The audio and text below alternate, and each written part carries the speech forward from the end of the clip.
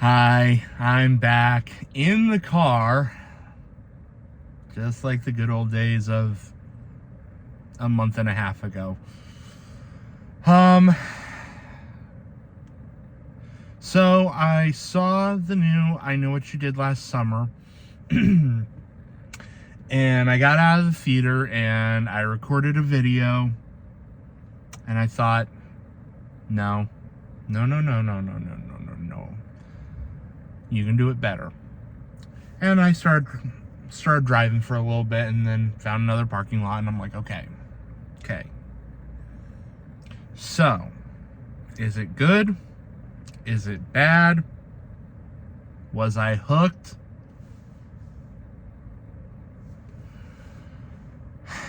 The good. And I will try to do this as spoiler-free as possible. I'll give a warning when I get into spoilers.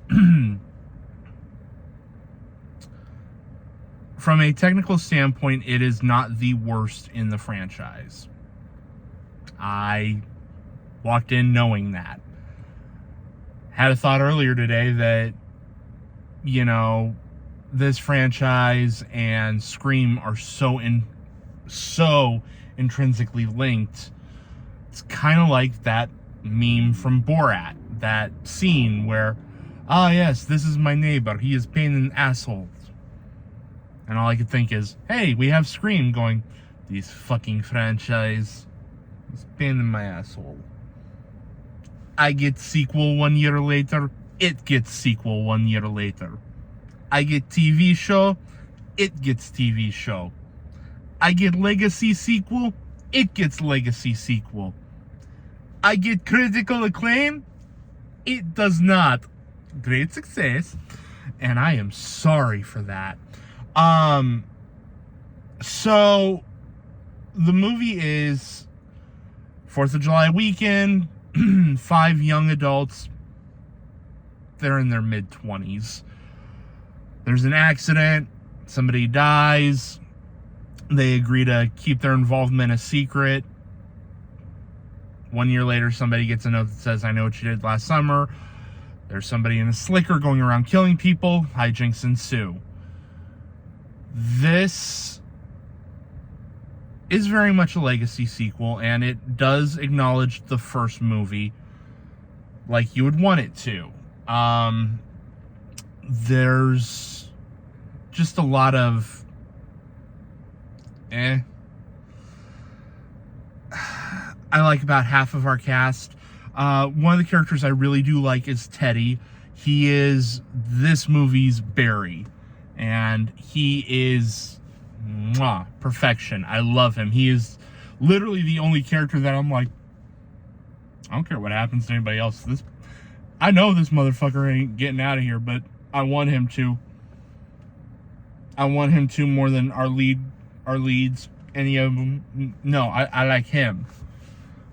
Our main character, Ava, I liked her for the most part. I liked how they showed her dealing with grief and dealing with the guilt of the situation. I liked the one girl whose name I can't remember, who I'd never seen in anything before. I'll throw up a picture of her or something. I don't know, dark hair. She's the non-rich person, and she is the Ray of the group. That, hey, I'm not rich. This could ruin me. Our other lead is played by Madeline Klein. The only thing I've seen her in was Glass Onion. I could not stand this character. I hated her. It's great seeing Freddie Prinze Jr. as Ray again. It's great seeing Jennifer Love Hewitt as Julie. Jennifer Love Hewitt is gorgeous in this.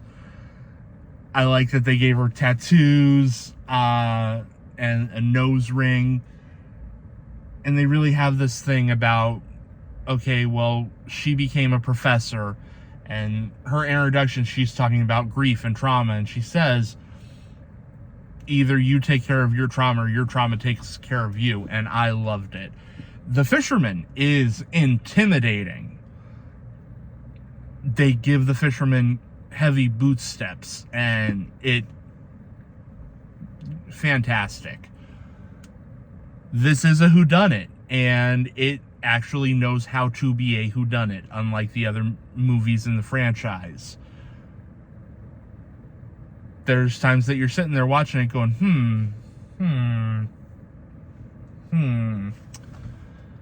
They don't just 5 minutes before the end go, oh yeah, this person who literally walked in a minute ago is our killer. Ta-da. I really liked that. The bad,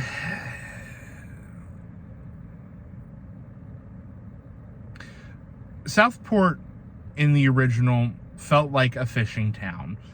There's a line in there in this about how Southport has been redeveloped to be more upscale and more bougie and more like the Hamptons.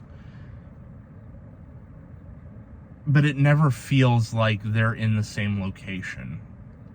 There are moments where they go to different sets, and it's like, yes, do you know what this place used to be? This used to be the store that Helen worked at.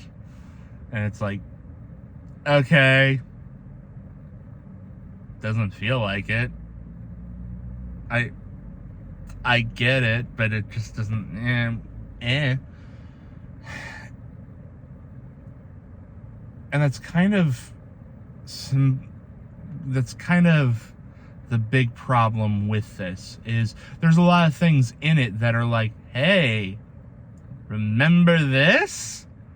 Isn't it just like the first movie? You don't feel that? Hey, let's bust out a parade float from 30 years ago that's gonna have... No. No. I like Easter eggs in movies. I like that there's things in the background that you can go, oh, cool, that was from this. Or, hey, I get that reference. That's a reference to the... Okay. And then there's, get it? Do you get it?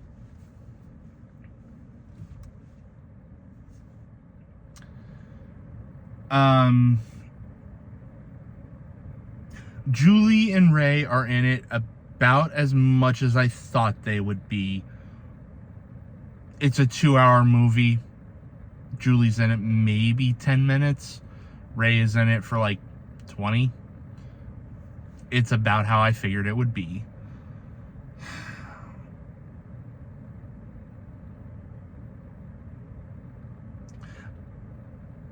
When I was writing my review for I'll Always Know What You Did Last Summer, I had a thought of, am I being too nice to this movie? This movie's horrible. It's terrible. Am I being too nice?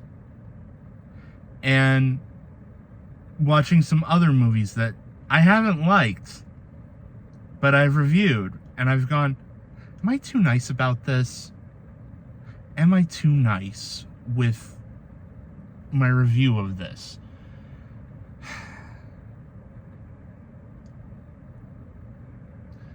It's not movies that are horrible that piss me off the most. They're bad. It's not movies that are so bad they're almost unwatchable. Because you know what? People tried. And people tried with this. Don't get me wrong. People tried. This was a movie that people have wanted for 30 years. Not me. I've always been kind of, yeah, okay. You make one, I'll be there. But I'm not, oh my God, they're making another one.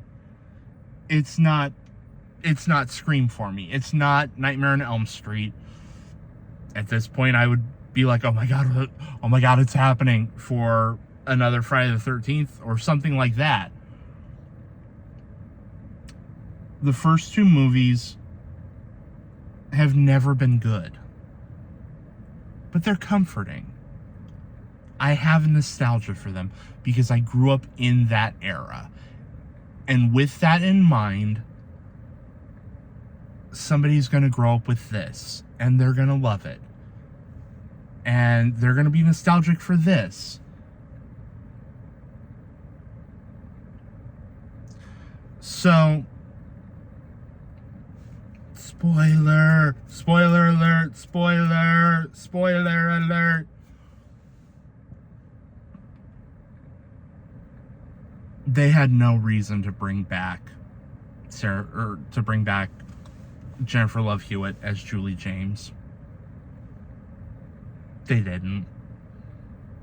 Because all she does in the movie is be like, yeah, I dealt with this. Go away. Yeah. Find out who's hunting you. Kill them. Go away. Oh, Julie and Ray, they got married and then they got divorced. Shocking. Rewatching the second one, I was sitting there going, this couple, they suck together. They both need therapy and they both need to work on themselves before they try to be a couple. And you find out, oh, they got married and divorced because they didn't work on themselves. There's sequences in this movie this movie is 2 hours long. There is no reason for this movie to be 2 hours long. We get our climax, we get the end, and then, hey, we got to keep going.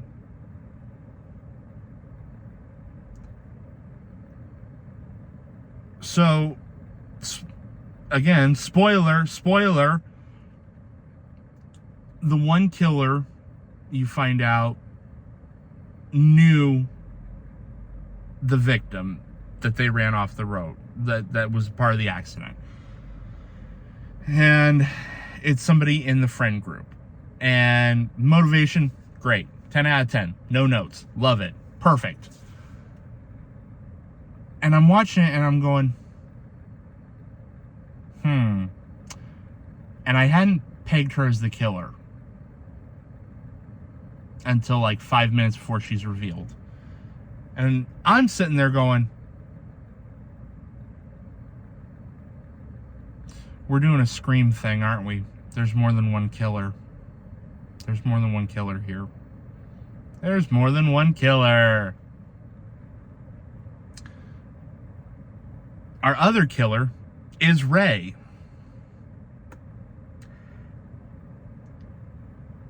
And there's something that has always rubbed me the wrong way when franchises do this. Whether it's in a movie, or it's in a comic book, or whatever. They bring back a fan favorite character, or a character that was in the original, doesn't have to be a fan favorite, and they go, hey, you know how this person was a good guy? They're bad now. Or, hey, we brought them back just so we could kill them. Just for shock value. And it feels unearned. And I don't like it. And it feels like it just kind of pisses on the legacy. By the last third of this movie, I was sitting there in the theater in my chair. I have not gone from liking a movie to hating it as much as this in a long time. And the more I think about this movie, the more I think about this franchise. Because as a franchise, in film, in TV, it's not a good franchise. It's a bad franchise. It shouldn't be a franchise. You had a book written in the 70s that was a whodunit and a thriller. And yet, Nobody has tried to take the book and make that a movie. Instead, they keep saying, hey, let's take the kernel of that book and let's rewrite it and redo it and rethink it entirely. And that's fine. You can do that. But when your last two installments are a direct-to-video movie from 2006 that people do not remember, and the ones who remember it fucking hate it, and a TV show that got canceled after one season on Amazon, that after 2 episodes people were going, oh, this sucks, and it took forever for people to actually want to finish it. Try harder. The only reason this got made is because Scream did well. Scream has brought back somebody and de-aged them. This movie brings back somebody and de-ages them. This movie de-ages that person a lot better. I'm in spoiler mode. Why the fuck am I being coy? Sarah Michelle Gellar is in the movie in a dream sequence. And you know what? They de-age her, and I went, that's some good de-aging. That's some damn good de-aging. She doesn't look like she did in the first movie. They didn't de-age her to the point she was in I Know What You Did Last Summer.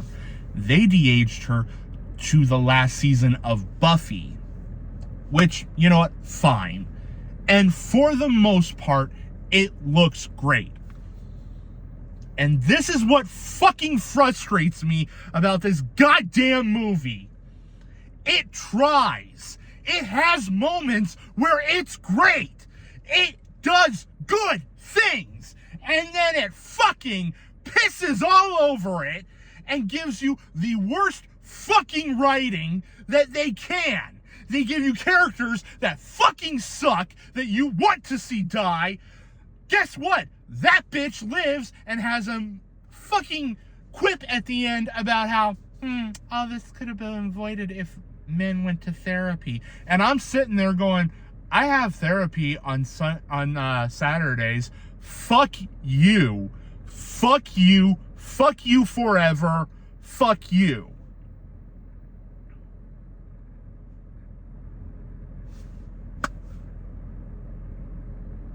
I know, quality-wise, in my heart of hearts, the third movie is worse. The TV show has its problems. I hate it.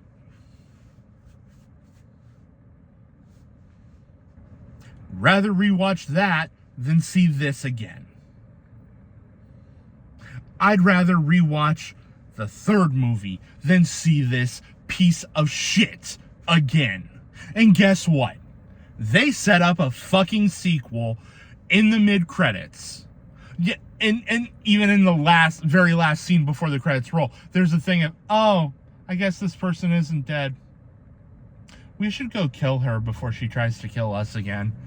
And then there's a mid-credit scene where Brandy shows up. And Julie comes to her and is like, it's not over. I need your help. And I'm going,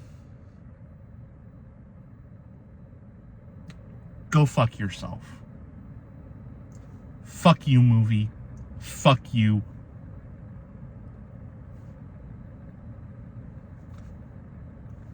I'm done.